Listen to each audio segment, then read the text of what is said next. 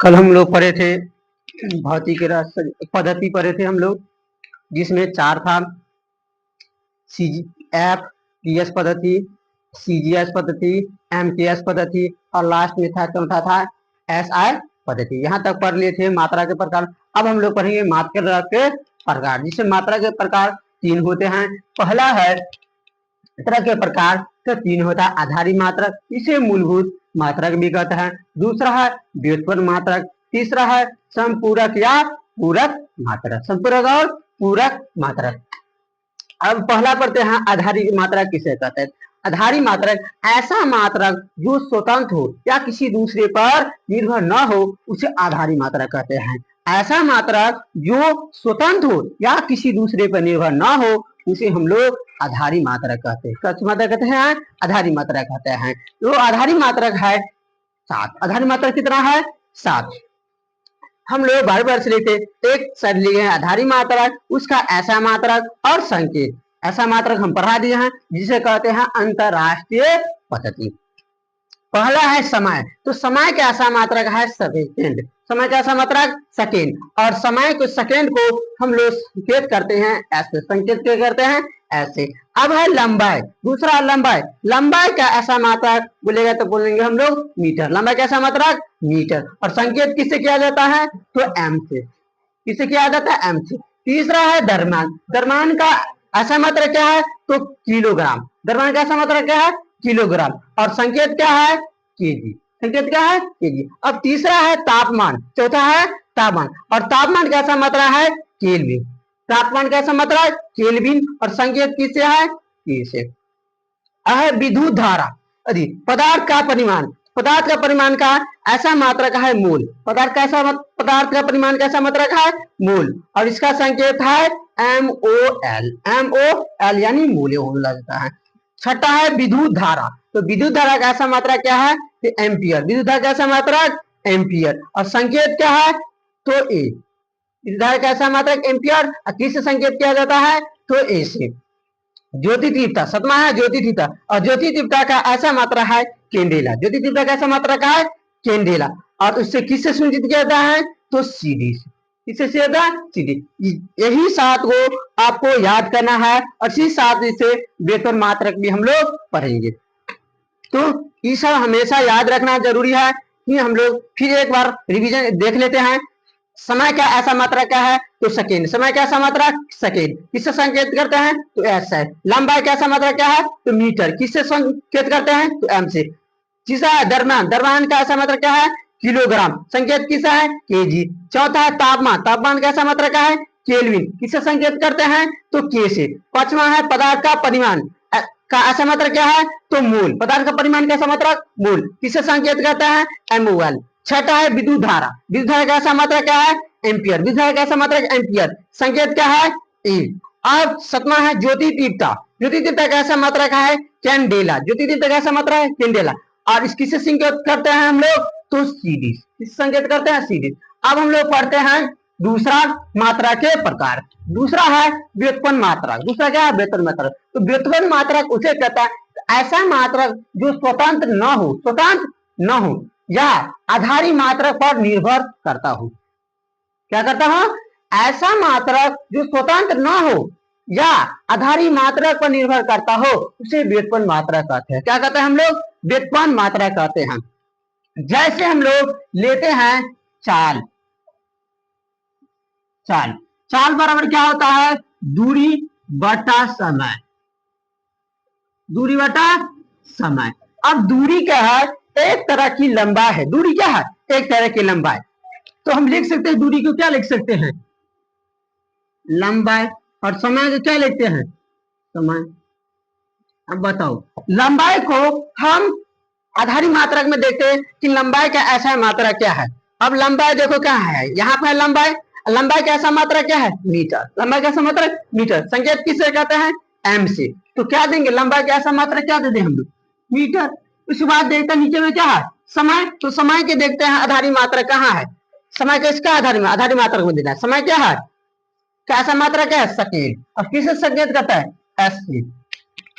ऐसे। तो देखो जो लंबाई है और समय है किस पर आधारित? जो चाल है किस पर आधारित है? लंबाई और समय, लंबाई समय कहाँ है, किसका पाठ का है, तो आधारी मात्रा का, किसका पाठ है, आधारी मात्रा। इसीलिए हम लोग कहते हैं कि आधारी मात्रा पर निर्भर करता हो। वितरण मात्रा किस पर निर्भर करता है, आधारी मात्रा पर, क्योंकि चाल बराबर होता है दूरी बटा समय, और दूरी एक तरह की लंबाई है, दूरी क्या है, एक तरह लंबा है, और समय किस समान है। तो अब लंबाई देखो, लंबाई इसका मात्रा क्या है, आधारी मात्रा में देखना है कि लंबा है, देखो तो लंबाई क्या है, यहाँ दूसरे नंबर पर लंबाई क्या है, मीटर। और मीटर किस में है, आधारी मात्रक में, किसका है, आधारी मात्रक। अब नीचे में क्या है, समय, समय क्या है, समय आधारी मात्रक का समय, और लंबाई और समय किसका मात्रक है, आधारी का, और ये आधारी से मिलकर न बना है वेतन मात्रक। इसीलिए हमको लोग कहते हैं जो वेतन मात्रक है आधारी मात्रक पर निर्भर है। इसीलिए चाल का ऐसा मात्रक क्या हो जाएगा, चाल का ऐसा मात्रक हो जाएगा मीटर पर सेकेंड। इसी को हम लोग लिख सकते हैं m पर पावर -1। दूसरा देखते हैं हम लोग वेग, दूसरा क्या देते हैं वेग। तो वेग बराबर क्या होता है, विस्थापन बटा समय। वेग बराबर क्या होता है, विस्थापन बटा समय। और विस्थापन क्या है, एक तरह की लंबाई, विस्थापन क्या है, एक तरह की लंबाई है, लंबाई। और नीचे में क्या है, समय, तो लिख दिए हम लोग समय। अब देखो ये लंबाई किस पर निर्भर है, लंबाई किसका है, तो आधारी मात्रा क्या, लंबाई क्या है, आधारी मात्रा क्या है, और इसका ऐसा मात्रा क्या है, मीटर। मीटर को किस संकेत करते हैं, एम से, तो हम लोग क्या लिखेंगे, एम। और समय देखो किसका है, तो आधारी मात्रा का, समय किसका पाठ है, आधारी मात्रा, आधारी मात्रा का ऐसा मात्रा क्या है, सेकेंड। और सेकेंड को किससे संकेत करते थे, एस से, क्या हो गया, एस। और इसका ऐसा मात्रा क्या हो जाएगा, मीटर पर सेकेंड। और इसी को क्या लग सकते हैं, मीटर एस टू पावर -1। तो देखो ये जो दूरी है चाल में, दूरी और समय दिया है, ये किससे मिलकर बना है, तो आधारी मात्रक से मिलकर बना है। और ये जो चाल है किस पर डिपेंड है, व्युत्पन्न आधारी मात्रा पर डिपेंड है। इसीलिए हम लोग कहते हैं जो व्युत्पन्न मात्रक है जो आधारी मात्रक पर निर्भर है, वह स्वतंत्र नहीं है, खुद से नहीं बना सकता। किस पे बना सकता है, तो आधारी मात्रक से मिलके बना। देखो लंबाई और समय है किसका है, आधारी का है, आधारी दोनों लंबाई समय मिलकर ही व्युत्पन्न मात्रक बना है। तो हम कह सकते हैं चाल और वेग है जो व्युत्पन्न मात्रक, क्या है, व्युत्पन्न मात्रक है। और दोनों को देखो ऐसा मात्रक सेम है, मीटर पर सेकेंड, इसका भी होता है मीटर पर सेकेंड। अब देखते हैं हम लोग तीसरा, तीसरा देखते हैं, तीसरा है संपूरक मात्रक, जिसे हम लोग पूरक मात्रक भी कहते हैं। क्या कहते हैं, पूरक मात्रक। इसमें क्या होता है, अंग्रेजी। और संपूरक मात्रक इसे कहता है ऐसा मात्रक जिसमें कोनों को मापा जाए, ऐसा मात्रक जिसमें कोनों को मापा जाए उसे संपूरक मात्रक कहते हैं। क्या कहते हैं हम लोग, संपूरक मात्रक। उदाहरण के लिए इसमें केवल दो एक दिया है, पहला है समतल कोण। तो समतल कोण का पूछेगा मात्रक तो रेडियन होता, समतल कोण का मात्रक क्या होगा, रेडियन। संकेत किससे है, तो आर ए डी, क्या आर ए डी। दूसरा है ठोस कोण, और ठोस कोण का भी हम लोग घन कोण भी कहते हैं। क्या कहते हैं हम लोग, घन कोण। तो ठोस और कोण और घन कोण का ऐसा मात्रक पूछेगा तो क्या बताएंगे, स्टेरेडियन। क्या बताएंगे, स्टेरेडियन। और किससे संकेत करते हैं, एस आर से। किससे संकेत करते हैं, एस आर से। तो इसमें केवल दो एक उदाहरण है जिसमें दो को याद करना काफी पूछा जाता है। इसमें पहला तुमको याद रखना है समतल कोण, पूछेगा समतल कोण का ऐसा मात्रक है तो स्टेरेडियन। किससे संकेत करता है, तो आर ए डी से। दूसरा बनेगा ठोस कोण, ठोस कोण का ऐसा मात्रक क्या होता है, या घन कोण का ऐसा मात्रक क्या है, तो हम लोग बताएंगे स्टेरेडियन। क्या बताएंगे, स्टेरेडियन। और किससे संकेत करता है, एस आर।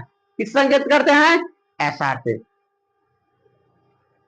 इससे आगे हम लोग पढ़ते हैं। अब हम लोग पढ़ते हैं कुछ क्यू पॉइंट पढ़ते हैं।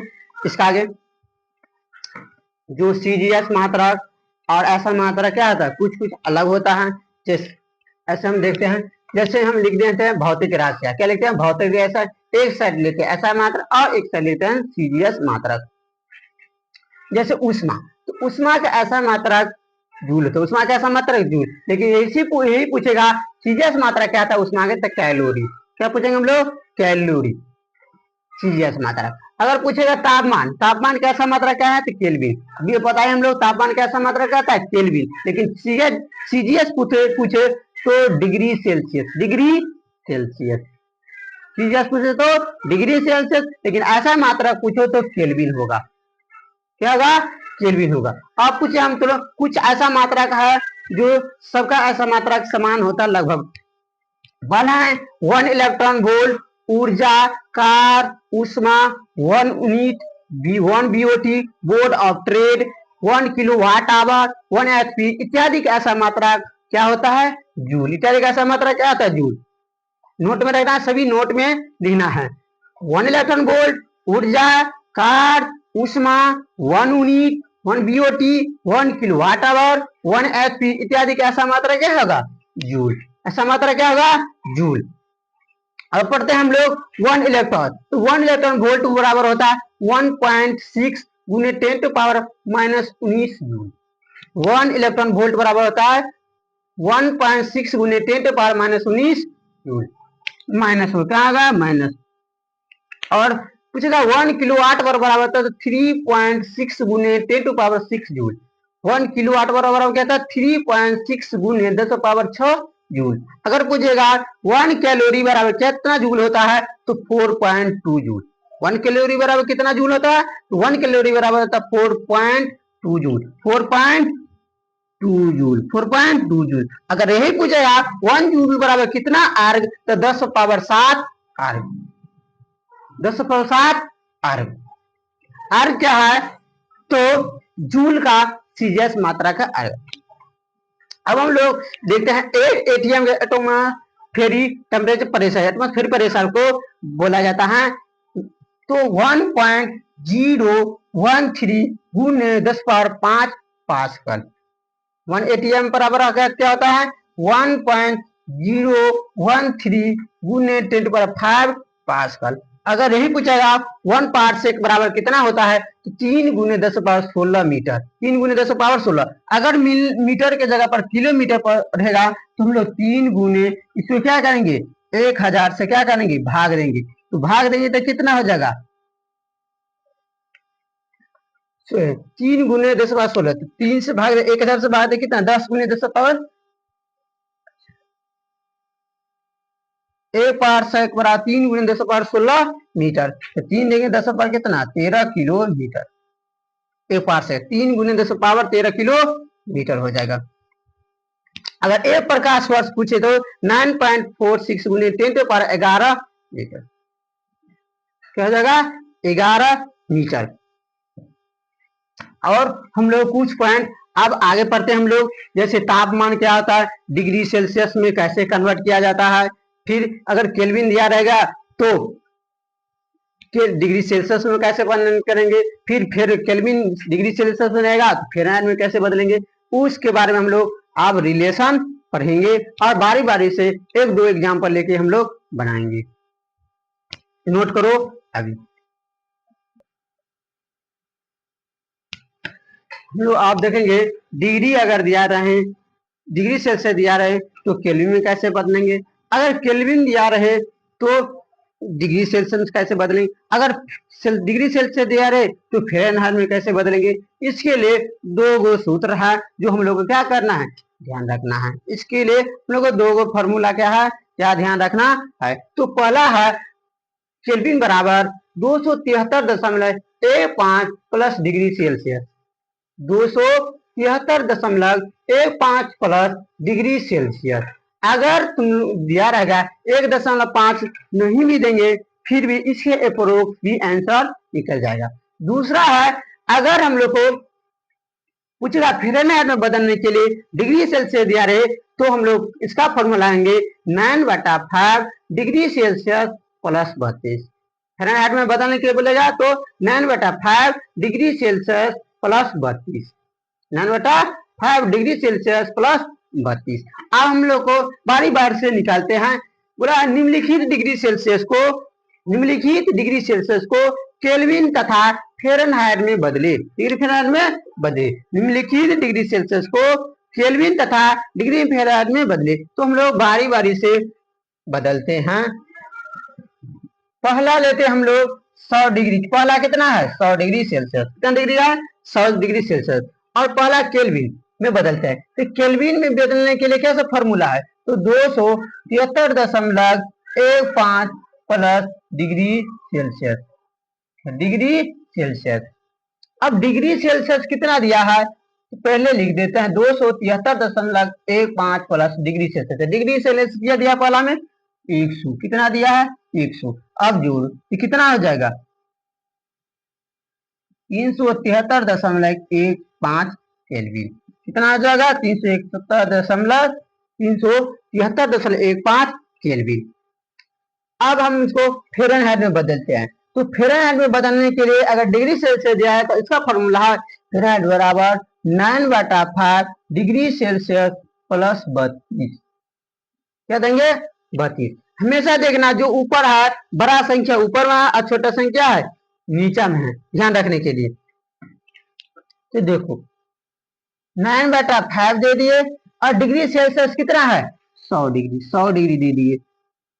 इसके बाद प्लस 32 है तो प्लस 32 कर दिए। अब काटो कितना 20 पंचे 100, अब बता 9 दूना कितना हो जाएगा 9 गुने 20 प्लस 32, 9 गुने 20 प्लस 32। अब गुना करो 9 दूना 18 प्लस 32, जोड़ो कितना हो जाएगा 2 और 3 11 और 1 2, यानी डिग्री फ़ारेनहाइट में कितना हो जाएगा तो 232, कितना हो जाएगा 232। अब हम लोग दूसरा देखते हैं, दूसरा में क्या है 37 डिग्री से जो हमारा शरीर, अब हम लोग कह रहे हैं कि तो आप क्या बोला है फ़ारेनहाइट में बदलने की, डिग्री फ़ारेनहाइट, तो डिग्री है फ़ारेनहाइट में बदलने के लिए क्या फॉर्मूला लिखे हैं 9/5, क्या देंगे 9/5 इंटू कितना है डिग्री सेल्सियस, तो डिग्री सेल्सियस प्लस कितना है 32, तो 32 दे दिए। अब देखो तो फिर कितना देंगे 9/5, तो 9/5 दे दिए। डिग्री सेल्सियस कितना दिया 100, कितना दे दिए 100 प्लस 32 है तो 32 दे दिए। अब काटो 20 पंचे काटो 9 गुने 20 प्लस 32 हो जाएगा। अब गुने 9 दूना 18, कितना हो जाएगा 180 प्लस 32। अब जोड़ दो कितना हो जाएगा, जीरो में 2 जोड़ेंगे तो कितना 2 8 3 कितना हो जाएगा 11, एक में 2 1 जोड़ेंगे तो कितना तो 212, तो फ़ारेनहाइट में कितना हो जाएगा 212 जगह। अब दूसरा है 37 डिग्री सेल्सियस। अब 37 डिग्री सेल्सियस को पहले केल्विन बोल रहा है बनाने के लिए, तो अब केल्विन में बदलते हैं। तो केल्विन में बदलने के फॉर्मूला कितना है 273.15 प्लस डिग्री सेल्सियस है। अब देखो 273.15 और डिग्री सेल्सियस कितना है 37 डिग्री, क्या लिख देते हैं 37 डिग्री। अब जोड़ दो 5 1.73 कितना 10 हो जाएगा। इसके बाद फिर 7 3 10, 1 जोड़ेंगे तो कितना 11, 2 में 1 जोड़ेंगे कितना तो 210.15 केल्विन बदलेंगे, जो हम लोग का शरीर का तापमान पूछेगा। तो हम लोग क्या कर दिए केल्विन में पहले पहला बना लिए, अब क्या बदल लिए डिग्री फ़ारेनहाइट में बदल लिए। अब दूसरा बनाते हैं, दूसरा कितना है 37 डिग्री सेल्सियस। पूछेगा एक स्वस्थ मानव शरीर का तापमान कितना होता है तो 37 डिग्री सेल्सियस, कितना डिग्री सेल्सियस 37 डिग्री सेल्सियस। अगर पूछे पानी कितना में उबलता है तो 100 डिग्री सेल्सियस, यानी कितना डिग्री सेल्सियस 100 डिग्री सेल्सियस। लेकिन यह पूछे एक स्वस्थ मानव के शरीर का तापमान कितना होता है तो 37 डिग्री सेल्सियस। अब 37 डिग्री सेल्सियस ना पूछिए, पूछेगा केल्विन में कितना बताए, तो हमको क्या करेंगे केल्विन में बदलना पड़ेगा। केल्विन बदलने के लिए सबसे हमको लोग क्या फॉर्मूला जानते हैं, के बराबर कितना होता है 273.15 डिग्री सेल्सियस। तो हम इसी को क्या लिखते लिखते हैं 200, केल्विन बराबर होता है फॉर्मूला 273.15 प्लस डिग्री सेल्सियस। अब देखो 273.15 प्लस डिग्री सेल्सियस कितना है तो 37 डिग्री। अब जोड़ दो 15, तो 15 ये रहने देंगे। अब 7 में 3 जोड़ेंगे तो कितना 10, 10 के 0 हासिल 1 3 और 7 कितना 10, 10 में फिर 1 जोड़ेंगे कितना 11 हासिल कितना 1 और 2 में 1 जोड़ेंगे तो कितना 3, तो कितना आ जाएगा 310.15 केल्विन। कितना आ जाएगा केल्विन। अब यही पूछेगा अगर स्वस्थ मानव शरीर का तापमान केल्विन में कितना होगा, तो हम लोग बोलेंगे 210.15 केल्विन एक स्वस्थ मानव के शरीर का 310.15 केल्विन एक स्वस्थ मानव शरीर का तापमान होता है। कितना होता है 310.15 केल्विन एक स्वस्थ मानव का शरीर के तापमान। यही पूछेगा फ़ारेनहाइट में कितना होगा, तो हम लोग जानते हैं फ़ारेनहाइट में बदलने के लिए क्या फॉर्मूला लगता है। फ़ारेनहाइट में बदलने के लिए कितना होता है फॉर्मूला 9/5 गुने डिग्री सेल्सियस प्लस 32 डिग्री। तो क्या देंगे 9/5 गुने डिग्री सेल्सियस कितना दिया है 37, तो 37 दे दिए प्लस 32। अब कटेगा तो दो काटते हैं 5 है 7 पंचे कितना 35, 2 बच गया नहीं कटा दशमलव, तो 4 पंचे 20 कितना होगा यही हो जाएगा 9 गुने 7.4 प्लस 32। अब गुना करो 9 चौक 36 के कितना 6 हासिल 3, 9 सत्ते 63 और 63 में 3 जोड़ो तो 66 प्लस 32। अब जोड़ दो 6 तो 6 रह जाएगा 6 दो कितना 8 6 3 9, तो कितना हो जाएगा फ़ारेनहाइट में कितना हो जाएगा 58.6 फ़ारेनहाइट हो जाएगा, डिग्री फ़ारेनहाइट हो जाएगा। इस शरीर का तापमान क्या हो जाएगा फ़ारेनहाइट में पूछेगा तो 58.6, अगर पूछेगा केल्विन में कितने होगा स्वस्थ मानव शरीर का तापमान तो 310.15। अगर पूछेगा केल्विन डिग्री सेल्सियस में कितना है तो बोलेंगे हम लोग 37 डिग्री। अब तीसरा है हम लोग को 120 डिग्री सेल्सियस, 120 डिग्री सेल्सियस। अब 120 डिग्री सेल्सियस को हम लोग को केल्विन में बदलने के लिए क्या फॉर्मूला लगाते हैं, तो सबसे पहले देखेंगे केल्विन में बदलने के लिए हम लोग क्या करते हैं 273.15 प्लस डिग्री सेल्सियस।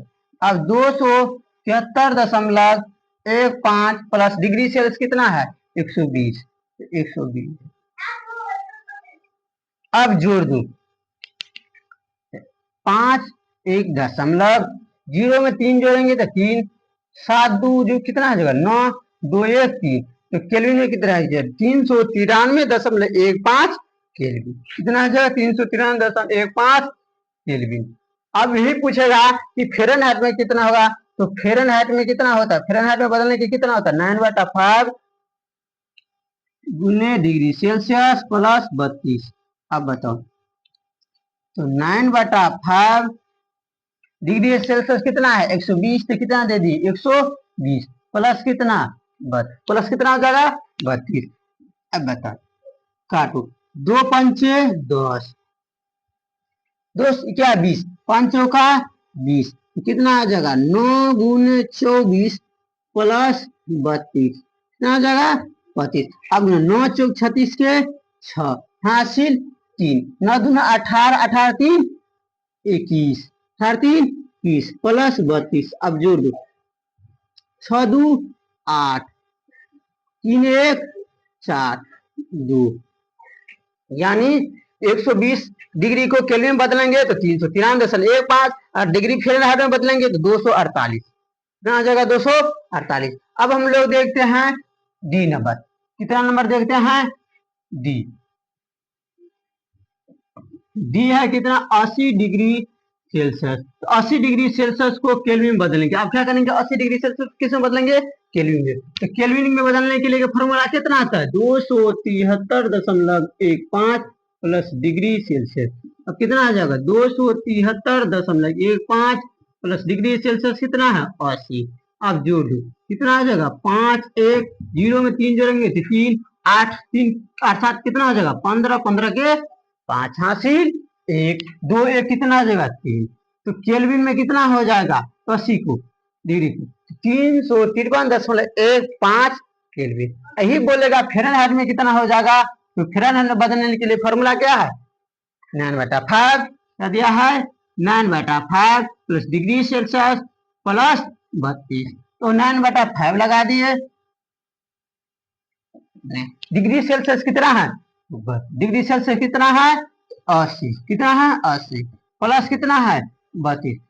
अब काटो 80 को 16 × 80, 9 × 16 प्लस 32, 16 में 144 प्लस 32, तो कितना आ गया 4 2 6, फिर 4 3 7 1, यानी डिग्री फ़ारेनहाइट में कितना हो जाएगा 176। कितना आ जाए 176।